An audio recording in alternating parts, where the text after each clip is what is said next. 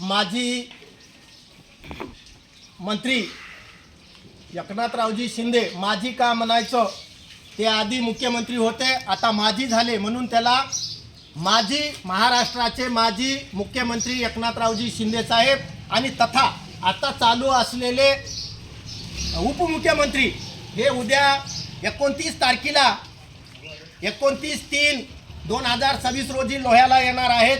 तरी आमच्या गंगनबीडवासी हे सर्व शेतकरी गंगनबीडचेच नसून पुऱ्या या महाराष्ट्रातल्या सर्व शेतकऱ्यावर असलेल्या वन्य प्राण्याचा त्रास, सन 1972ला वन्यप्राणी जीव संरक्षण कायदा, त्या कायद्याच्या अंतर्गत आमच्या शेताच्या मुळावर आलेल्या आहेत, आमच्या पिकाच्या मुळावर आलेले आहेत। म्हणून तसाच तो जसा वन्यप्राणी जीव संरक्षण कायदा आहे त्याच प्रकारचा एक पीक संरक्षण कायदा व्हावा आणि त्या कायद्याच्या अंतर्गत अगदी त्याला मंत्री दर्जाचं वन विभागाच्या जमिनीमध्ये जिथं जिथं वन विभागाची जमीन आहे त्या जमिनीवर दोन्ही सरकारनं एक पीक संरक्षण कायदा करावा आणि त्या कायद्याच्या अंतर्गत अगदी त्याला तिथं पोचावं। अन्यथा ऑफलाईन आणि ऑनलाईन तर तक्रार करायचीच आहे, बरी ऑनलाईन तक्रार केलेली ती तक्रार लवकरात लवकर हे होत नसल्यामुळे ऑफलाईन तक्रार घेण्याची सुद्धा व्यवस्था असावी।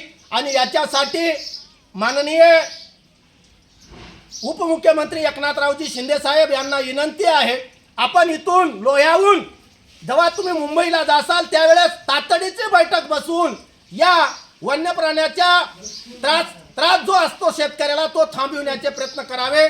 मी डांगे विठ्ठल हरी, शेतकरी, काठी माझी डिग्री आहे, दास माझी पदवी आहे, मी राहणार गंगनबीडचा आहे। ओके।